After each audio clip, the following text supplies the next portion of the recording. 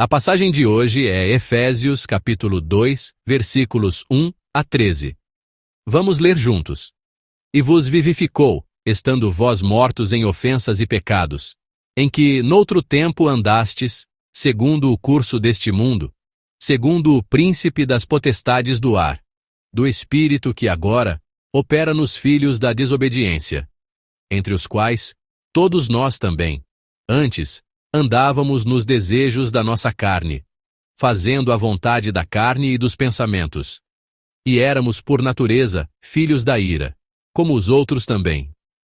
Mas Deus, que é riquíssimo em misericórdia, pelo seu muito amor com que nos amou, estando nós ainda mortos em nossas ofensas, nos vivificou juntamente com Cristo.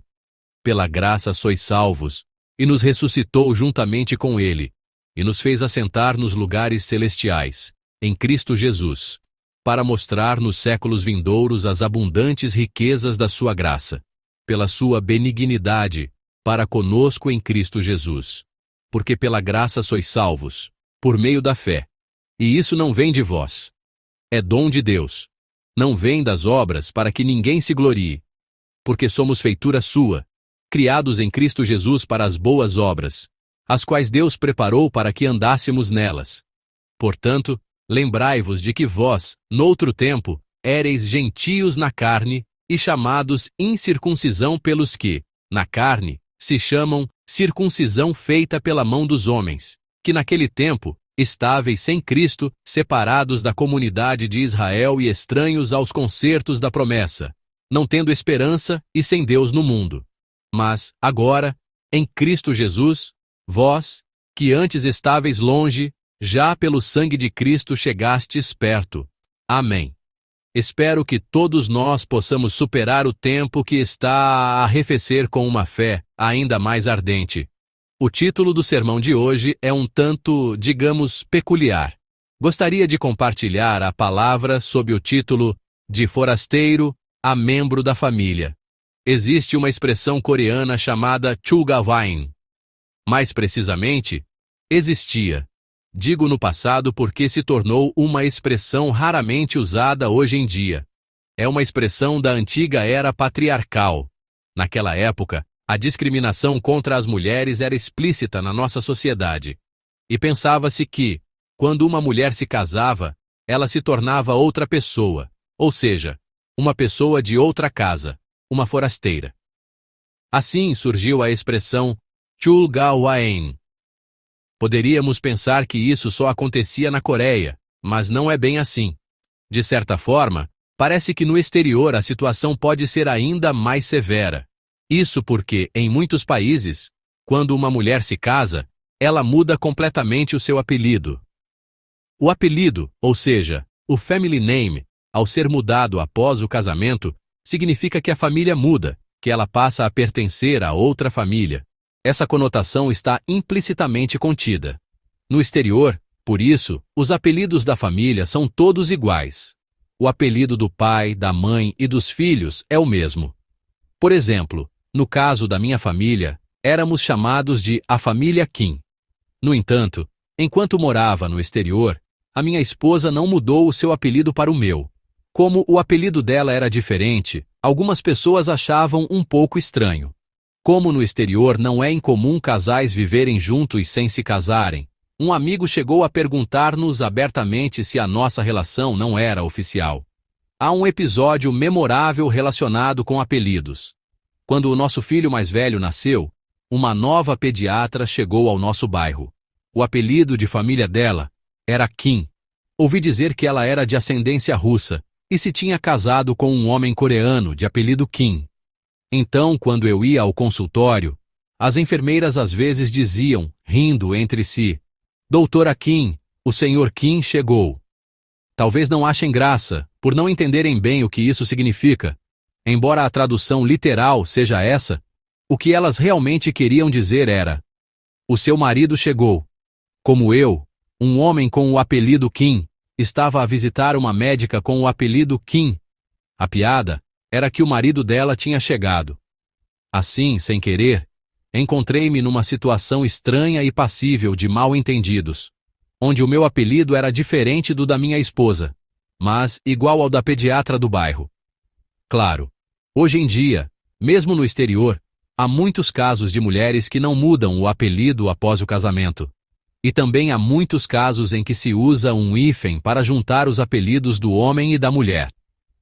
De qualquer forma, tanto a expressão coreana Chugawain quanto a prática de mudar o apelido no exterior refletem um pensamento antiquado e patriarcal. No entanto, uma realidade muito semelhante a esta do Chugawain também existe na Bíblia. É claro que na Bíblia, essa condição não se limita a um gênero específico, mas aplica-se a toda a humanidade. A expressão chuga, que significa sair de casa, remete-nos ao Jardim do Éden. A humanidade comeu o fruto proibido e foi expulsa do paraíso, experimentando uma era de paraíso perdido. Chuga, pessoas que perderam o Éden, que era como o seu lar, e passaram a viver fora do jardim. Toda a humanidade se tornou assim. Forasteira.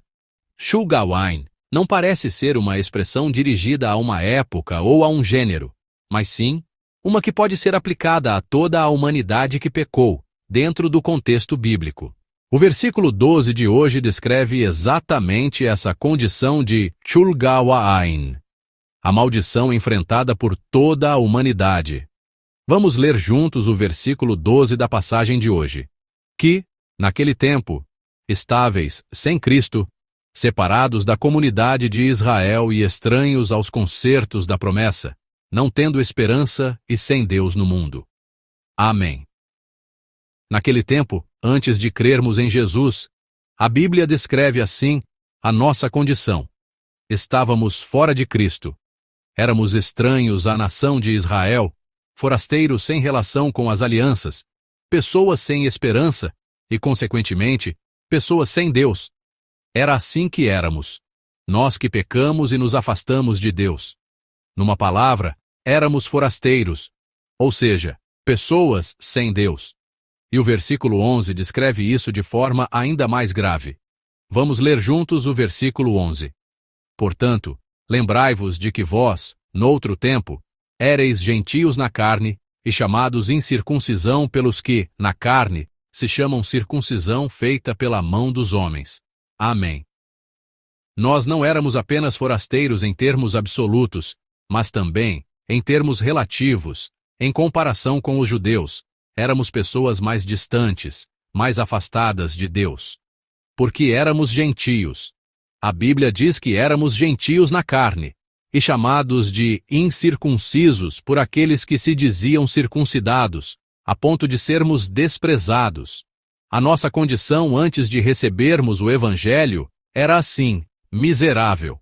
Numa palavra, éramos seres cheios de toda a miséria, maldição e todo o tipo de discriminação. Em termos absolutos, sem Deus. Em termos relativos, excluídos também pelas pessoas. Originalmente a nossa vida era assim. Então, qual era a profundidade do nosso problema? A Bíblia descreve-o com ainda mais detalhe. Vamos ler juntos. Efésios, capítulo 2, versículos 1 a 3. E vos vivificou, estando vós mortos em ofensas e pecados, em que noutro tempo andastes, segundo o curso deste mundo, segundo o príncipe das potestades do ar, do espírito que agora opera nos filhos da desobediência, entre os quais todos nós também, antes, andávamos nos desejos da nossa carne, fazendo a vontade da carne e dos pensamentos. E éramos, por natureza, filhos da ira, como os outros também. Amém. A Bíblia descreve a nossa condição anterior numa palavra: mortos. A morte é um estado sem nenhuma possibilidade de renovação ou mudança, ou seja, um estado com 0% de possibilidade. Então, como resolver este problema de sermos forasteiros? A resposta da Bíblia, do ponto de vista humano, é trágica. Não é possível. Por nós mesmos, não há como resolver. As pessoas pensam que, com o seu próprio esforço, podem chegar a algum lugar. Elas acreditam que há potencial dentro do ser humano. Mas a Bíblia é categórica. Não há potencial no homem. A possibilidade de renovação no homem é de 0%. A Bíblia é extremamente firme neste ponto. com as nossas próprias forças, era algo impossível. Isto aconteceu durante uma viagem missionária de curta duração ao Cazaquistão. Eu estava a liderar um grupo de jovens da igreja num trabalho em Almaty, no Cazaquistão, e por alguns dias visitamos uma cidade chamada Chimkent, ou Shymkent. Ouvi dizer que esta cidade de Shymkent é onde a missionária Shin Miral, que esteve na reunião de oração de quinta-feira passada, está a servir. Eu visitei aquele lugar no início dos anos 2000. O problema ocorreu quando estávamos a viajar de Almaty para Shymkent. O plano era apanhar um comboio noturno com camas, uma viagem de cerca de 8 horas. Do nosso alojamento em Almaty até a estação de comboios, dividimos-nos em grupos e apanhamos táxis. 3 ou 4 pessoas por táxi. Mostrávamos o mapa ao motorista e dizíamos: leve-nos a esta estação de comboios. Como vínhamos a deslocar-nos assim em Almaty, não pensamos que haveria qualquer problema. Fomos demasiado confiantes. No entanto, quando a hora da partida do comboio chegou, um dos grupos que apanhou um táxi não tinha chegado à estação. Naquela época, não tínhamos telemóveis ou algo do tipo, então não havia como contactá-los.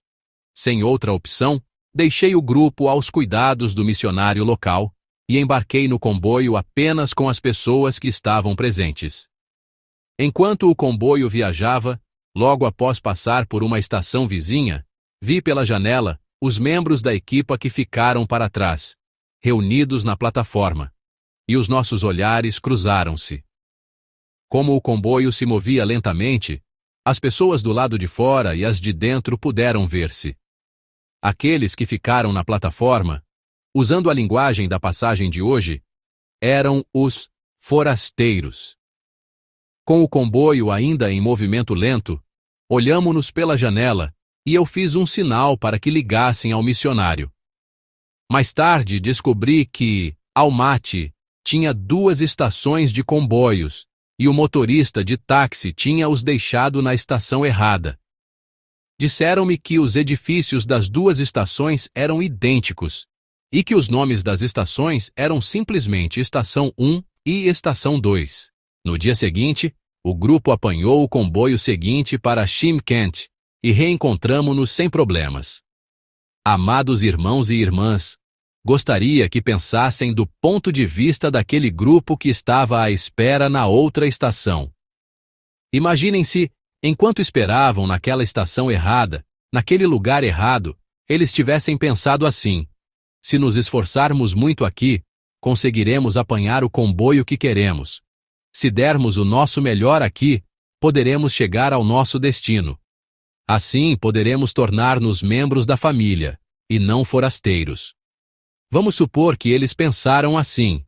Se aquele grupo que ficou para trás na outra estação tivesse pensado assim, trabalhando duro e dando o seu melhor, teriam conseguido alcançar o que almejavam?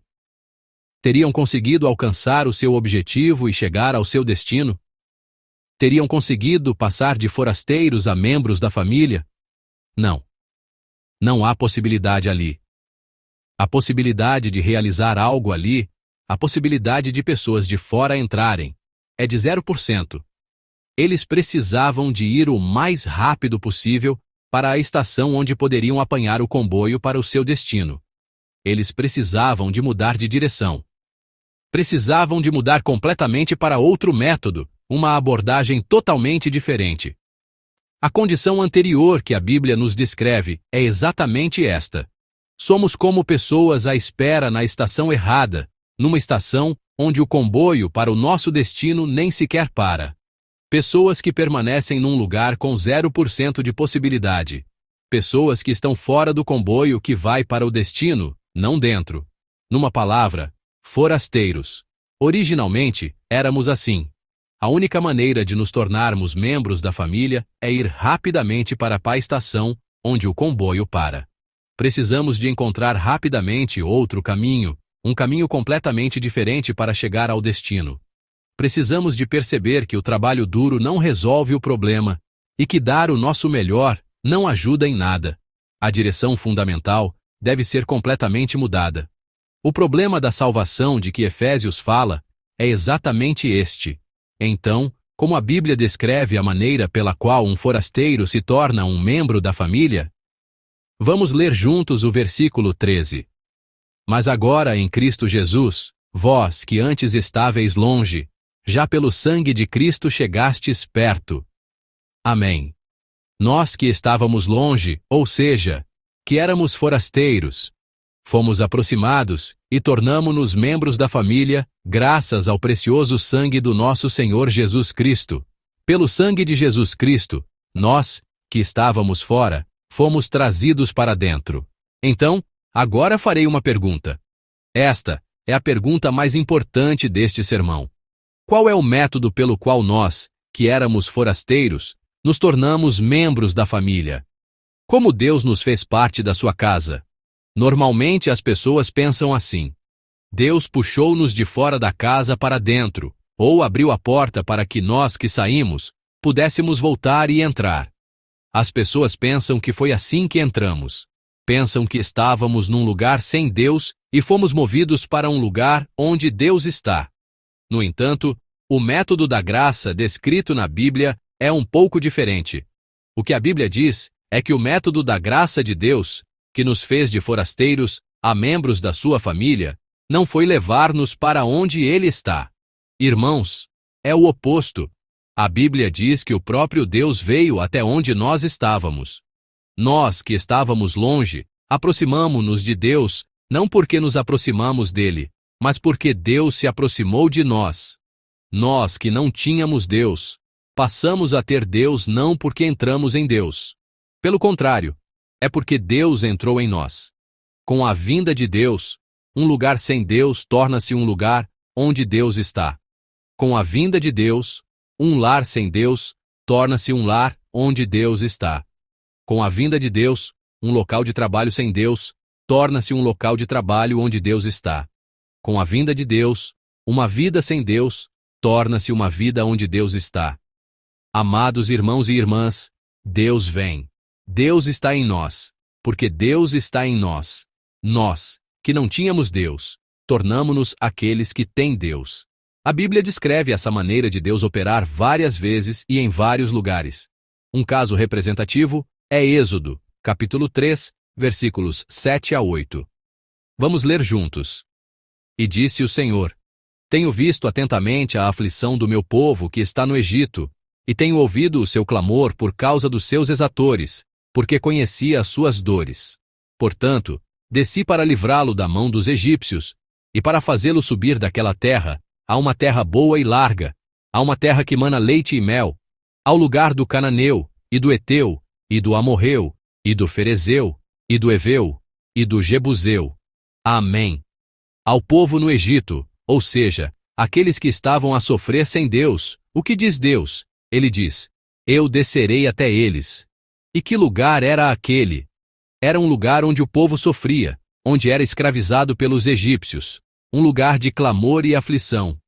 Deus, descendo pessoalmente àquele lugar, transforma um lugar sem Deus, um estado sem Deus, num lugar onde Deus está, num estado de comunhão com Deus. A maneira como a graça de Deus opera é exatamente esta. Para aqueles que não podem e nem pensam em vir, Ele diz: Eu irei até onde vocês estão. Ele vem até nós, que havíamos perdido a Deus e não o tínhamos, e transforma o nosso lugar num lugar onde Deus está e onde Ele está conosco. O nosso Senhor Jesus é o mesmo. Vamos ler juntos João, capítulo 14, versículo 18. Não vos deixarei órfãos, voltarei para vós. Amém. O nosso Senhor promete não nos deixar como órfãos, dizendo: Voltarei para vós. Para nós que somos como órfãos, sem pai, que vivemos uma vida sem Deus, sem ter onde nos apoiar, e por isso nos tornamos forasteiros, o nosso Senhor promete visitar-nos, dizendo: Eu irei até vós. Como é que esta palavra se cumpre? Ela cumpre-se de forma surpreendente em Apocalipse.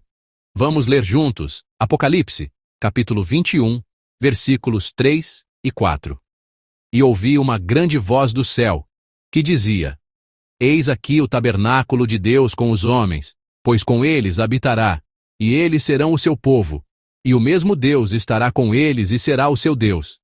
E Deus limpará de seus olhos toda lágrima, e não haverá mais morte, nem pranto, nem clamor, nem dor, porque já as primeiras coisas são passadas. Amém. Quando o tempo de Deus chegar, o que acontecerá? O tabernáculo de Deus, ou seja, a morada de Deus, a casa de Deus, estará com os homens. Deus viverá com eles e estará com eles. A passagem mostra a imagem do cumprimento da palavra de que eles se tornarão o povo de Deus. Pessoas sem Deus tornar-se-ão pessoas que têm Deus. O próprio Deus estará com eles e enxugará toda a lágrima dos seus olhos. Não somos nós que vamos para um lugar onde Deus está para passarmos a ter Deus. É o próprio Deus que vem até nós, que não o temos, e faz com que nos tornemos aqueles que o têm. Esta é a maneira descrita na Bíblia. Esta é a maneira da graça de Deus. Amados irmãos e irmãs, todos nós éramos forasteiros. Estávamos fora da promessa, fora da esperança. Éramos pessoas sem Deus. A nós, que éramos assim, forasteiros, Deus fez-nos membros da sua família, parte da sua casa. Ele desceu até nós, que não tínhamos Deus, e fez-nos ser aqueles que têm Deus. Ele fez com que nós, que estávamos longe de Deus, fôssemos trazidos para perto dele. Isso porque, antes que pudéssemos aproximar-nos, Deus aproximou-se primeiro de nós. Porque para nós, que não podíamos subir, o próprio Deus desceu até nós. Assim, passamos a pertencer a Deus. Amados irmãos e irmãs, agora que recebemos esta salvação pela graça, este dom de Deus, há algo que devemos decidir e fazer, que também nós nos aproximemos primeiro. Deus aproximou-se primeiro de nós, que estávamos fora, e fez-nos estar nele. Deus permaneceu ao nosso lado quando não o tínhamos, e fez com que nos tornássemos aqueles que têm Deus. Amados, há muitos forasteiros ao nosso redor. São aqueles que estão fora da esperança e da aliança porque não têm Deus. São pessoas com 0% de possibilidade de entrar, de se aproximar, de se tornarem membros da família. Assim como Deus, que primeiro se aproximou de nós, ou melhor, desceu até nós, que tal vivermos uma vida em que também nos aproximamos deles? Deus aproximou-se de nós primeiro, e tornou-nos sua morada. Agora, por termos recebido essa graça, se nós nos aproximarmos daqueles que não têm Deus, eles também poderão passar de forasteiros a membros da família. Por nossa causa, e por causa do Deus que habita em nós, eles poderão conhecer a Deus. Nesta semana que se inicia, lembrem-se de que o nosso Deus é aquele que desce ao nosso lugar de sofrimento, ao lugar onde derramamos lágrimas. Ele é aquele que não nos deixa sozinhos, mas desce ao campo da nossa vida para estar conosco. E também encontraremos pessoas que vivem na ausência de Deus. Que todos os nossos irmãos e irmãs, nesta semana, levem a presença de Deus a essas pessoas, descendo até elas, aproximando-se e buscando-as. Em nome do Senhor, eu vos abençoo. Vamos orar juntos, meditando na palavra que recebemos. O nosso Senhor é um Deus que desce, que busca e que se aproxima. Que a presença de Deus possa habitar nas áreas das nossas vidas onde Ele está ausente e que a graça da companhia de Deus possa alcançar os nossos vizinhos que vivem uma vida sem Ele. Vamos orar juntos em silêncio. Deus de amor, obrigado por não nos teres abandonado quando éramos forasteiros, mas por nos teres feito membros da tua família, parte da tua casa, pessoas que vivem contigo. Quando não podíamos nem pensar em subir e não tínhamos capacidade para isso, o nosso Senhor desceu primeiro até nós. O nosso Senhor buscou-nos primeiro. Assim, tu fizeste de nós pessoas que estão com Deus, pessoas em quem Deus habita. Lembrando dessa graça, que também possamos viver uma vida que transforma forasteiros em membros da família, uma vida que transforma pessoas sem Deus em pessoas que estão com Deus. Ajuda-nos a viver essa vida. Nós te agradecemos. Oramos em nome do nosso Senhor Jesus Cristo. Amém.